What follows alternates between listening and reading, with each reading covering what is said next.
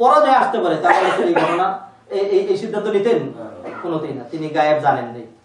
কিসসাতুল ইফক, আয়েশা রাদিয়াল্লাহু আনহাকে যখন অপবাদ দেওয়া হলো, এরপরে আল্লাহ রাসূল আয়েশাকে কি করলেন? তার সাথে কথা বলতেন না, কথা বন্ধ করে দিলেন। 1 মাস পর্যন্ত এরকম কথা বলেন নাই।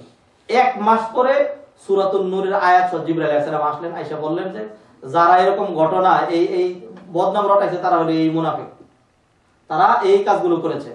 হ্যাঁ, সুতরাং এটাকে আপনারা খারাপ ইয়াতে নিয়েন না, এটা আপনাদের জন্য কল্যাণকর। আল্লাহ পাক কিয়ামত পর্যন্ত আয়েশা রাদিয়াল্লাহু তাআলা আনহার যে উন্নত চরিত্র তা সার্টিফিকেট কোরআন থেকে আয়াত নাযিল করলেন। তাহলে আয়েশা রাদিয়াল্লাহু তাআলা আনহা যে সেখানে কি ছিলেন না, ওই দোষী ছিলেন না, এইটা আল্লাহ রাসূল সাল্লাল্লাহু আলাইহি ওয়াসাল্লাম জিবরাইল আলাইহিস সালাম 1 মাস পরে যখন ওহী নিয়ে আসছেন তার আগ পর্যন্ত তিনি জানতেন না। অনেক ঘটনা, যেরকম মারিয়াম আলাইহিস সালামের ঘটনা, মারিয়াম আলাইহিস সালামের প্রতিপালনের ঘটনা এবং আগের যে সমস্ত, সেইগুলোর ক্ষেত্রে আল্লাহ পাক বলছেন যালিকা মিন আমবাইল গায়ব, এইগুলো হলো গায়েবের খবর, নুহিহি ইলাইক, যেটা আমি জিবরাইলের মাধ্যমে ওহী দিয়ে আপনাকে জানাচ্ছি। শুধুমাত্র আল্লাহ পাক ওহী দিয়ে জিবরাইলের মাধ্যমে আল্লাহ রাসূলকে যা জানিয়েছেন তাই তিনি জেনেছেন। তাহলে আল্লাহ রাসূল সাল্লাল্লাহু আলাইহি ওয়াসাল্লাম নিজের থেকে অথবা তার পক্ষ থেকে এমনিতে তিনি কি জানতেন না? গায়েব জানতেন না। আরো দুই একটা ঘটনা আমার সামনে ছিল, সেদিকে আমার যাওয়ার সুযোগ হলো না। আল্লাহ রাসূল সাল্লাল্লাহু আলাইহি ওয়াসাল্লাম গায়েব জানেন নাই। কয়েকটা দলিল নেন কোরআন থেকে আর হাদিস থেকে, আলোচনা শেষ করে দিই। এক আয়াতে তিনি বলছেন কুল্লা আমলিকু লিনাফসি নাফআ ওয়ালা দাররান ইল্লা মা শাআল্লাহ ওয়ালাউ কুনতু আ'লামুল গায়বা লাস্তাকসারতু মিনাল খায়র। আল্লাহ বলছেন হে নবী বলে দিন লা আমলিকু লিনাফসি নাফআন ওয়ালা দাররান, আমি নবী আমার নিজের জন্য কোন রকম উপকার এবং অপকার কোনটার মালিক আমি নই। আমার জন্য উপকার হবে নাকি কল্যাণ হবে না অকল্যাণ হবে এটা কিন্তু আমার হাতে না, ইল্লা মাশাআল্লাহ, আল্লাহ যেটা চাবেন সেটা হবে। এরপরে তিনি বলছেন লাউ কুনতু আ'লামুল গায়ব, আমি যদি গায়েব জানতাম লাস্তাকসারতু মিনাল খায়র, তাহলে অনেক বেশি কল্যাণকর কাজ করতে পারতাম। ওমা মাসসানিয়াসু, কোন রকম অকল্যাণী আমাকে স্পর্শ করতে পারতো না। এইখানে তিনি জানাই দিলেন যে তিনি গায়েব জানেন না। আরেকখানে তিনি বলছেন কুল্লা আকুলু লাকুম ইনদি খাযাইনুল্লাহ ওয়ালা আ'লামুল গায়ব, আমি তোমাদেরকে এই কথা বলি না, এটা দাবি করি না যে আমার কাছে আল্লাহর ভান্ডার আছে, ওয়ালা আ'লামুল গায়ব, আর আমি গায়েবও জানি না। এটা হলো সূরা হুদে, এবং ঠিক তো সূরা আনআমের মধ্যে তিনি এই কথা বলেছেন যে ওয়ালা আ'লামুল গায়ব, আমি কিন্তু কি জানি না, গায়েব জানি না। এরকম আরো বহু জায়গায়। আচ্ছা, সর্বপ্রথম একটা হাদিস বলি, কোরআনের দলিল আর উল্লেখ করার মতো সময় নেই। প্রতিটা নারী, প্রতিটা স্ত্রী কিন্তু কি চায়? তার স্বামীকে বড় করার জন্য।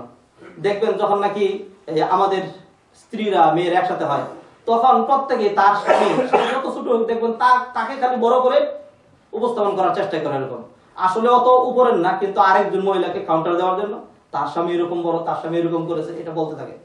তো আয়েশা সিদ্দিকা রাদিয়াল্লাহু তাআলা আনহা, আল্লাহ রাসূল সাল্লাল্লাহু আলাইহি ওয়াসাল্লাম সাইয়্যিদুল মুরসালিন, আসলে তো রাসূলের চাইতে বড় আর কেউ নাই। আল্লাহর পরেই আল্লাহ পাক যাকে কি করেছেন মর্যাদা, সকল ফেরেশতাদের চাইতে মর্যাদা যার বেশি।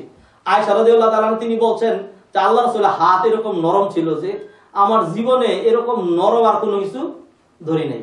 এবং তিনি বলছেন যে আল্লাহ রাসূল সাল্লাল্লাহু আলাইহি ওয়াসাল্লামের গায়ের যে ঘাম, এটার ঘ্রাণ এরকম যে মেশকাম্বর সেখানে ফেল, এরকম হক যেগুলো সেগুলো আয়েশা রাদিয়াল্লাহু তাআলা বলছেন। কিন্তু কিছু লোক এরকম মনে করতো যে আল্লাহ রাসূল সাল্লাল্লাহু আলাইহি ওয়াসাল্লাম কি করেন, গায়েব জানেন। তখন আয়েশা রাদিয়াল্লাহু তাআলা যেটা বলছেন সহিহ হাদিসের মধ্যে, মুসলিম শরীফের কিতাবুল ঈমানের মধ্যে আছে, অর্থাৎ এটা ঈমান কেন্দ্রিক, ঈমানের সাথে সম্পৃক্ত। কেউ যদি এর উল্টা মনে করে তাহলে তার কি থাকবে না, ঈমান থাকবে না। আয়েশা রাদিয়াল্লাহু তাআলা বলছেন, আমি দেখে দেখে বলি, মুখস্থ আছে। আন আয়েশা রাদিয়াল্লাহু আনহা قالت মান জাআম, যে ব্যক্তি ধারণা করে আন্না রাসূলুল্লাহ সাল্লাল্লাহু আলাইহি ওয়াসাল্লাম ইখবিরু বিমা ইয়াকুনু ফি গাদ ফাকাদ আযমা আলাল্লাহিল ফিরিয়া, যে ব্যক্তি এই কথা মনে করে যে আল্লাহ রাসূল ভবিষ্যতে কি হবে এটা বলতে পারে, সে আল্লাহর উপর জঘন্য মিথ্যা আরোপ করবে। কারণ আল্লাহ পাক বলছেন, আল্লাহ সুবহানাহু ওয়া তাআলা ইয়াকুল কুল, হে নবী বলে দিন, লা ইয়ালামু মান ফিস সামাওয়াতি ওয়াল আরদি আল গায়বা ইল্লাল্লাহ, ভূমণ্ডল এবং নবমণ্ডলে গায়েবের খবর শুধুমাত্র আল্লাহই জানেন, আল্লাহ ছাড়া আর কেউ জানেন না। তো আল্লাহ বলছেন আল্লাহ ছাড়া আর কেউ জানে না। কেউ যদি এটা মনে করে আল্লাহ রাসূল সাল্লাল্লাহু আলাইহি ওয়াসাল্লাম গায়েব জানেন, তাহলে কারটা হক হবে? আল্লাহটা নাকি ওই ব্যক্তিটা? সম্মানিত ভাইরা, সুতরাং এই সমস্ত দলিল থেকে, হাদিস থেকে আমাদের কাছে এটা প্রমাণিত হলো যে গায়েব কোন জিনেরাও জানে না, ফেরেশতারাও জানে না, আম্বিয়া কেরাম জানতেন না, সাইয়্যিদুল মুরসালিন তিনি গায়েব জানতেন না। কিন্তু আশ্চর্যের বিষয় হলো যে মানুষ এতটাই নাদান হয়েছে মুসলমান এখন বর্তমানে গায়েব জানার জন্য। ওই দেখা যায় যে একেবারে নাদান কিসিমের ফালতু কিসিমের, অথবা কোন আমল আখলাক চরিত্র বলতে কোনো কিছু নেই, মিথ্যা সবকিছুর উপরে। কিছু চিঠি নিয়ে আসছে সেই অতীতকালের বহুদিন আগের কিছু লেখা কিছু চিঠি, এর ভিতরে এক এক চিঠির মধ্যে এক একটা লেখা আছে। সেইখানেও মানুষ টাকা দিয়ে গিয়ে টিয়া পাখি একটা নিয়ে বসে রয়েছে, সেই লোক গিয়া তার কাছে টাকা দেয়, টিয়া দিয়ে চিঠি এনে দেয়, সেটা পরে যা বলে সে বলে আরে আমার তো সর্বনাশ হয়ে যাবে, এটা আমার তো এরকম হয়ে গেল, এইটাকে মানুষ বিশ্বাস করে।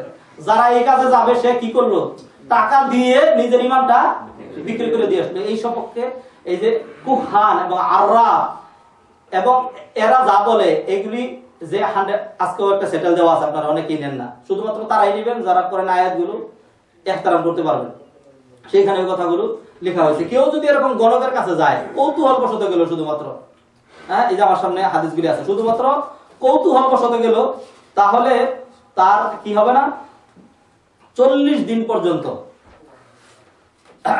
তার কোনো ইবাদত কবুল হবে না। আল্লাহ রাসূল সাল্লাল্লাহু আলাইহি ওয়াসাল্লাম মান আতা কাহিনান, কোন ব্যক্তি যদি কোনো গণকের কাছে আসে, ফাসাদ্দাকাহু বিমা ইয়াকুল, এবং তার এই কথাকে সে সত্য মনে করে, ফাকাদ বারিয়া বিমা মিম্মা আনজালাহুল্লাহু আলা মুহাম্মদ, আল্লাহ পাক তার রাসূলের উপর যা নাযিল করেছেন সে সেইখান থেকে মুক্ত, অর্থাৎ এটার সাথে তার কোনো সম্পর্ক নেই। ওয়ামান আতাহু গায়রু মুসাদ্দিক লাহু, আর কেউ যদি গণকের কাছে এইভাবে আসে যে গণক সত্যবাদী মনে করলো না, এমনি কৌতূহল বশত আসলো, কৌতূহল বশত গণকের কাছে গেছে, আপনি গেছেন কৌতূহল বশত, আরেকজনে কি মনে করবে, সঠিক মনে করবে, এই জন্য আপনার একটা শাস্তি যেরকম যাবে, লাম তুকবাল্লাহু সালাতুন 40 ইয়াওমান, 40 দিন পর্যন্ত তার নামাজ কি হবে না, কবুল হবে না, শুধু কৌতূহল বশত যাওয়ার কারণে, এটার কারণে। আর আজকে মানুষ কি করে, এরকম হাত দেখায়। এবং হাওলাদার সাহেব, প্রফেসর হাওলাদার সাহেব, তিনি তো লেখেন যে ভবিষ্যতের কথা তিনি জানেন, নিশ্চিত দিয়ে তিনি এরকম বলে দিতে পারেন, এরকম করে। তো সুতরাং হস্তরেখা দেখানো, হস্তরেখা দেখা, বিশ্বাস করা, পাখির সহযোগিতা নেওয়া, অক্টোপাস আগামীকালকে খেলায় কে জিতবে না জিতবে এটা বিশ্বাস করা, যদিও জ্বরে যদি এরকম বক মরে যায় তাহলে তো ফকির অনেক সময় কারামতি বাইরেও যায়, এটা বিশ্বাস করা যাবে না।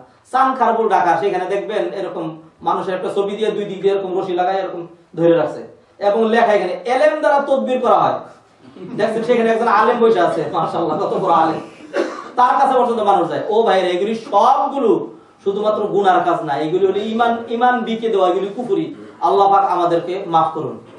সুতরাং ইলমুল গায়ব শুধু সাবিত করতে হবে কার জন্য, আল্লাহর জন্য। আল্লাহ পাক আমাদেরকে এই কথাগুলো বুঝার এবং তদনুযায়ী শুধুমাত্র এক আল্লাহর ইবাদত করা, তাওহীদুর রুবুবিয়্যাহ, তাওহীদুল উলুহিয়্যাহ, তাওহীদুল আসমা ওয়াস সিফাত, সব ক্ষেত্রে আমাদেরকে আল্লাহ পাক মুওয়াহিদ হওয়ার, একনিষ্ঠ বান্দা হওয়ার, আল্লাহর দিকে মুখাপেক্ষী হওয়ার তৌফিক এনায়েত করুন। আমিন ওয়া মা তাওফিক ইল্লা বিল্লাহ। আসসালামু আলাইকুম ওয়া রাহমাতুল্লাহি ওয়া বারাকাতুহু।